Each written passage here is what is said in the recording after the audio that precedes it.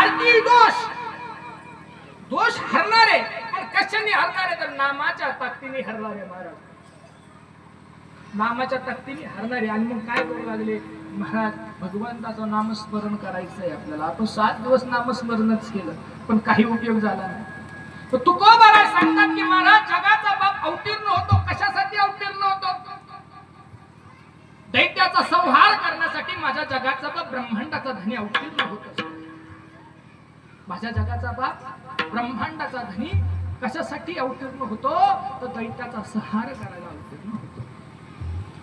आणि तुम्हाला सांगू, माझ्या जगाच्या बापाने ब्रह्मांडाच्या धनकाने गोकुळामध्ये जन्म घेतला, पण सुखासाठी घेतला. कशासाठी घेतला? सुखासाठी घेतला. हे शरीर आहे, या शरीराला सुख लागतं महाराज. कोणत्या ना कोणत्या तरी गोष्टीचं सुख लागतं. माझे कृष्ण परमात्म्याने सांगितलं, सगळ्या युगामध्ये सगळ्या युगामध्ये मी काय केलं? त्रास सहन केला, पण मला सुख प्राप्त झालं नाही. हे शरीर म्हणजे सुख आहे महाराज, आणि शरीर म्हणजे गोकुळ आहे महाराज. मग जगाचा बाप म्हटला, मला आता सुखासाठी अवतीर्ण घ्यायचंय, सुख पाहिजे म्हणून मला अवतीर्ण घ्यायचंय. मग सुखासाठी जगाच्या बापाने अवतीर्ण पुढे झाला, तो गोकुळामध्ये झाला. विठ्ठल विठ्ठल विठ्ठल.